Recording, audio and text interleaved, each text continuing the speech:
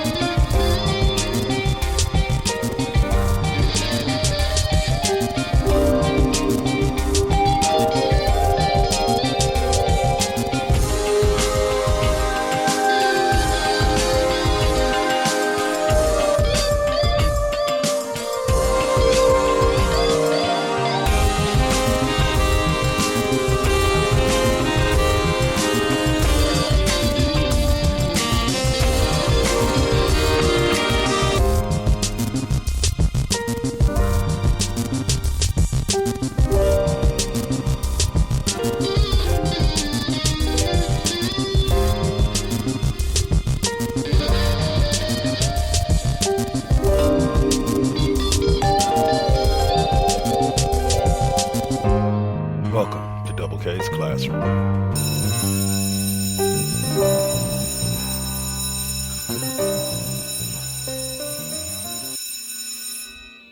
Class is officially in session.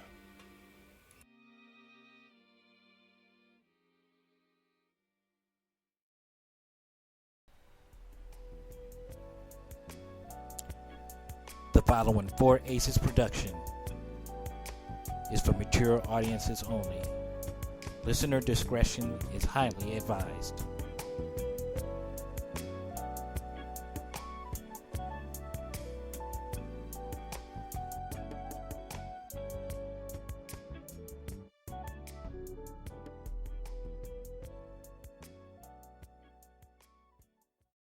You are listening to Double K's Classroom right here on the.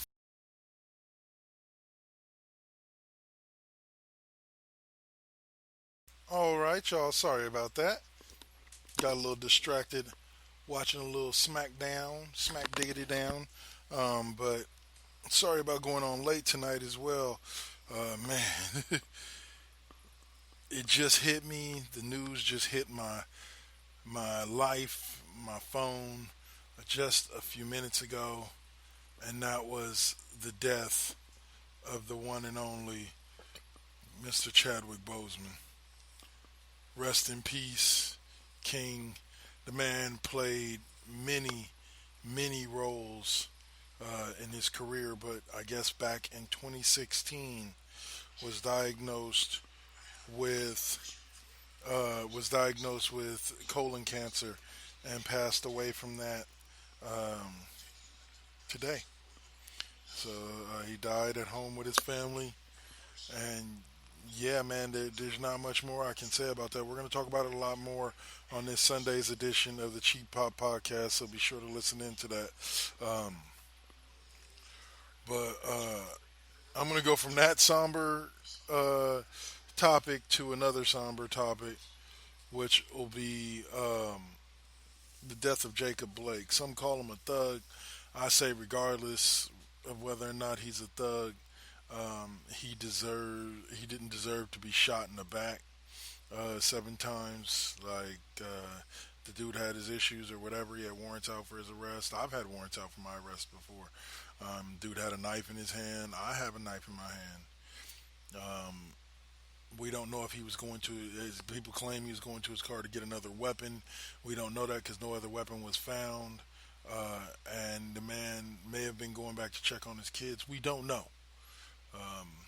But all I know is that they shot him 7 times in the back. And I'm sorry, but if you fear for your life when you've got your gun drawn down on a dude, nobody's getting their head blown off. I don't want to hear, what do they need to do? Wait for him to turn around and shoot somebody? First and foremost, there was no gun in the car. So they were never in any danger. Period. They could have waited. The dude had a knife, a small knife to boot, and made the officers aware that he had it. But at the end of the day, this officer shot him 7 times in the back. Now you ask yourself, how does that relate to sports, Kev? You just kind of expressing your opinion on something that we're going to be talking about a lot more on West Coast Bias this week. But how does that deal with sports? What does that have to do with sports? Well, the NBA, thanks to the Milwaukee Bucks, the NHL, and the MLB, have now effectively made it about sports. Because as of about 5 o'clock, or not 5 o'clock, I think it was like 2 o'clock yesterday afternoon, Pacific Standard Time, the Milwaukee Bucks chose to opt out of playing their games, which led to the domino effect of all the teams on that day not playing. All the teams yesterday in the NBA playoffs postponed their games. Major League Baseball has postponed a couple of games. The Oakland A's postponed their final game in their series against the Rangers, and they did what I considered one of the most honorable acts here tonight. In the Oakland A's stepped onto the field as as a team and with the Houston Rockets, or Rockets, the Houston Astros, and they laid a shirt that said Black Lives Matter over home plate, and then laid their jerseys with the number 42 on each one, because it was they moved up Jackie Robinson Day to today. It's supposed to take place on April 15th. But they moved it back to today, and they laid 242 jerseys on either side, an Astros and an A's jersey, and then they all walked off the field in protest. The bottom line is this, guys, regardless of what this particular guy, we're tired of seeing people shot dead by the cops, whether they black, white, Mexican, blue, athletes, human beings, people with a heart are getting tired of seeing cops killing people. I don't care who gets killed more. I truly could give a flying fuck who gets killed more. I can give a damn if Mexicans get killed more, blacks get killed more, whites get killed more. Cops need to stop killing people. Period. And I'm at my wits' end with it. And so are these athletes. And people say, well, what is there? I literally had a conversation on Facebook the other day about the boycotts of the games. And what is it going to do? They're just going to go back to playing again tomorrow. What the is it going to do? What kind of change is supposed to be made by these $1 million babies walking off their job? I could never walk off my job. If I did that, I'd be fired. Yeah, that's true. But that's because in your job, your employer holds the power, not you. If these billionaires want to continue to make money, they have to cater to what these athletes want. They have to listen to them. These athletes have the power in this situation, more than you think. So at the end of the day, what did it do? It wakes up it wakes up the people that need to be woke up. The people that sit in their ivory towers and don't care, because it affects their bottom line. It's money loss. It's TV revenue loss. They've already lost money from fan. So when teams like the Oakland A's and all them, they step off, people are like, oh, it does nothing, it does nothing. You know, I'll refer you back to this. To say a sports protest does nothing is silly. I'll refer you back to the most recent one I can think of. The threat of boycotting of games for the removal of Donald Sterling after the tapes came out with all the shit that he said. There was a strong upswell for his firing that included players choosing to or threatening to opt into boycotting a game. And what did it result in? It resulted in getting a guy who was not very liked and who was really running the franchise in a moribund way to be able to keep them as a losing franchise but still make money. It got him out the league.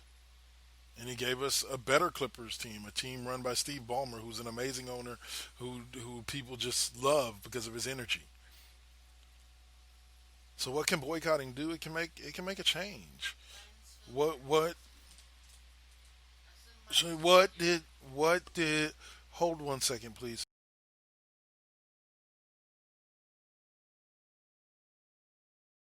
So what did it do? What did the protest? Now, once again, don't agree with the rioting part, but I don't connect the two. The protesters were not the same thing. But what did the protests and stuff like that over George Floyd's death do? It got those cops arrested, which is what people wanted. What will this do for Jacob Blake? Hopefully, it will get the officer that shot him in the back arrested and dealt with um, to the fullest extent of the law for killing somebody unnecessarily. That needs to be a law. There needs to be a rule or something that says that it doesn't matter whether or not you were justified in pulling the trigger. Did you kill somebody unnecessarily? Did you have other options? Did you have other things you could have done other than pulling that trigger? And if the answer to that question is yes, then you should never be allowed to be a cop. Cops don't have the leeway to mess up split second decisions. They truly don't. Because when a cop with a gun messes up a split second decision, somebody dies. Point blank and simple.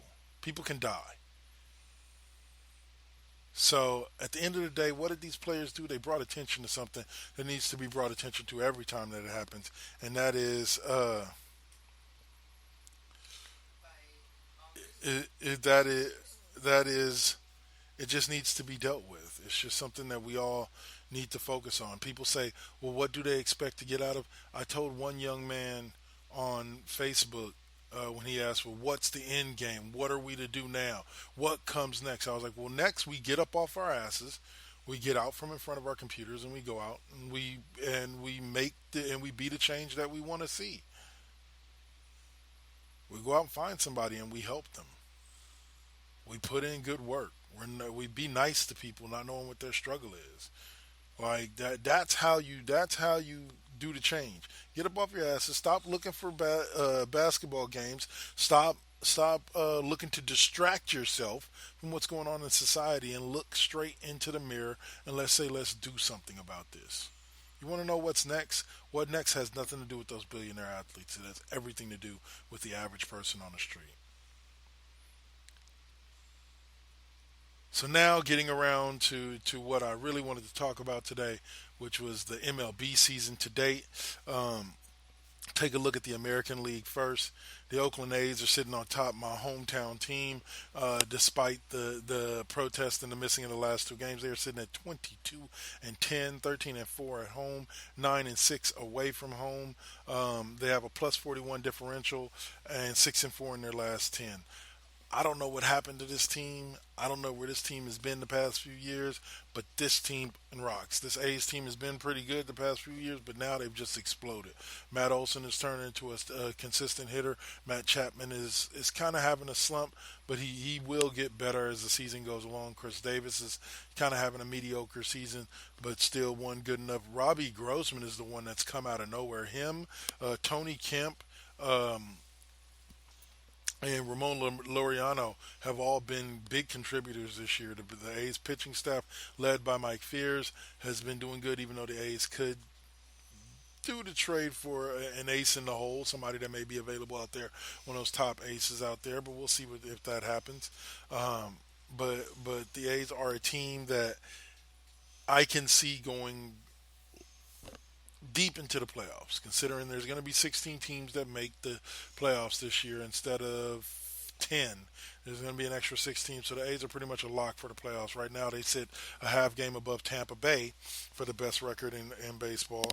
The Yankees, who used to be above them in the American League, now sit at like the 7th or 8th spot, or 6th or 7th spot, with only 16 wins. They've gone on a slide, losing 7 straight. Ouch. So that means they were 16-6 at one point. But they sit behind Tampa Bay with 22 wins. Minnesota has 20. And those would be your division leaders right there. Oakland, Tampa Bay, and Minnesota. Cleveland sits in that first wild card spot for the American League. I want to say, Minnesota sits in the first wild card spot with Chicago right behind them at 20-12. But that's where we're sitting at, man. These guys are just straight killing it, handling their business in Oakland. Don't doubt them. We'll see what happens when I get to the next half, where we talk a little bit about the National League and who's leading there, and then we'll get to who I think is going to make the playoffs, which top 8 teams I think is going to make the playoffs, and then which 2 teams I believe might make the World Series. So we're almost at the halfway point of the season. There's only 60 games. They played 32, and Oakland is sitting right where you would want them to be at the halfway point. But I doubt we're going to have an All-Star game this year. So no rest for the wicked. You are listening to Double K's Classroom right here on the 4Aces Presents Radio Network. Spreaker.com, iHeartRadio, Spotify, Apple Podcasts, Google Podcasts, CastBox, and wherever you find your favorite podcasts. Hey, listener, Dutch here from Voice from the Underground, the podcast. My co-host and I want to invite you to check out our little corner of the podcast verse. At Voice from the Underground, we talk about all the crazy happening around us and try to make a little bit of sense out of the nonsense with little to no results. If the idea of hearing 3 semi-intelligent, outspoken nerds talk about politics, social issues, current events, sports, movies, pretty much anything that we decide to talk about because, well, it's our show, appeals to you, grab your shovel and come on down to the underground, and then consult a qualified psychotherapist. Find us wherever you get your podcasts, just not where you buy your weed. Voice from the Underground. So, what's up? Steve Fingerstyles here, the host of the podcast, spelled DA, of course. Tune in each and every week to hear what pisses me off, what angers me, what I make fun of, and of course, my crazy rants. I also have incompetent co-hosts, cool guests, and a silent producer that sucks. So what more do you need from a podcast? You can listen on Apple Podcasts, Stitcher, TuneIn, SoundCloud, and the Pod Bros Network. Peace. From the galactic depths of the comic book universe comes the ghosts of the stratosphere, ready to galvanize and energize your mind with the latest of comic book news and reviews. And why are you stopping me? Yes, that's much better. Hi, this is Andy Larson for Ghosts of the Stratosphere. Join me every week along with my co-hosts Rob Stewart and Chad Smith, as well as a cavalcade of fantastic comic book guests, as we dish out heaping helpings of the greatest and latest of comic book news and reviews. New shows posted every Tuesday with bonus shows every first Friday of the month. You can find us on iTunes and Stitcher under Ghosts of the Stratosphere, as well as on our website, www.gotstratosphere.com. Hope to see you soon, folks. All right, guys. And thanks to that 2-minute break where we heard from Voices from the Underground, the podcast, and Ghost of the Stratosphere promo. I'm going to try to get us some new promos to listen to there. But I hope you guys have tuned into those shows at least once. They're great shows. All of them are on Apple. So, yeah. You can also listen to great shows right here on the 4Aces Presents Radio Network. We got me tonight with Double K's Classroom this weekend. We got a full weekend with Mr. Deacon's Experience tomorrow. And then we got Brick House on Sunday, Inspire Radio on Sunday. And then you come back down to West Coast Bias. Like I said, with all the stuff going on in sports and everything, West Coast Bias had to have their voices heard. And then we're also going to be back with another episode of Cheap Pop Podcast, discuss the death of Chadwick Boseman and some of the good things going on in wrestling right now, wrestling and pop culture. And then Monday night we will be back with Dirty Talk 101, and The Saint will be doing a tribute show on Sunday. And then Wednesday we'll have Kelly Kell with Lip Gloss and Mics, and what else is it? And Kings and Queens of Porn. And then we also got Thursday with Miss Toy. Next Friday we'll come back here where KW will be laying out the tunes again from 1991 on KW's 5th period music class. And then, yeah. So that's your full round. Be sure to listen to us all week. It should be a great week. Hope you're enjoying listening to Double K's Classroom right now. Next up, we're going to talk a little bit about the National League, which is being led by the Los Angeles Dodgers. They are 4.5 games above the Chicago Cubs, sitting at 24-10. They got a plus minus of 82. They are just stomping folks, and they're 7-3 in their last 10, 13-5 at home, 11-5 on the road. Right behind them is the Cubs and the Braves, who are pretty good, both sitting at 18 and 13.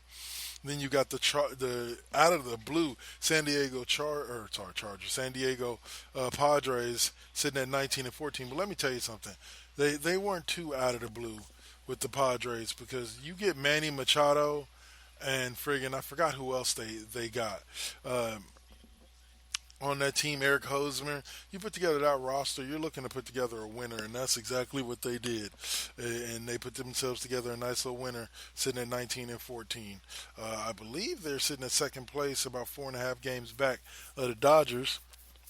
So you got the Miami Marlins right after that, the one that had the COVID scare, sitting at 14 and 13.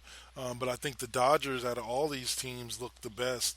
Like I said, there's teams like Colorado, St. Louis that have below 500 records or at 500 records that may make it in because the top 8 make it in.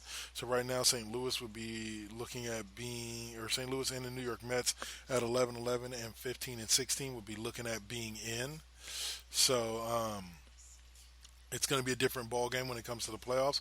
But other than that, yeah, you're looking at teams that could very well be making up your roster, and I think the Dodgers look the best out of all of them. So when you're looking at the playoffs, like I said, I see the Dodgers making it at least to the World Series, possibly the conference finals, and I see the Oakland A's making it a minimum to the conference finals, but I believe that they can make the World Series. We could see a repeat of the '88 World Series. Hopefully the A's get back and get revenge. Because like I said the other day, I saw a thing that asked me if there was any event in sports you could take back, what would it be? And I said, well, as an Oakland A's fan, give me back that home run ball that Dennis Eckersley gave up to Kirk Gibson. Because if you give me that back, dude, the A's have a chance. But it was over. From that moment that limping bastard came out the goddamn dugout to come take his at bat, it was over for the Oakland A's. And I'll never forget him for it. So, love you, Kirk Gibson. You're a Hall of Famer for sure, but fuck Kirk Gibson. All right. Um, Now, getting on to the NBA right now, we got some first round matchups going. Still, the only one in the Eastern Conference that's not done yet is Milwaukee and Orlando, and that's because Milwaukee boycotted the game 5, but they're up 3-1 and look to close out that series. Every other series in the Eastern Conference was a sweep.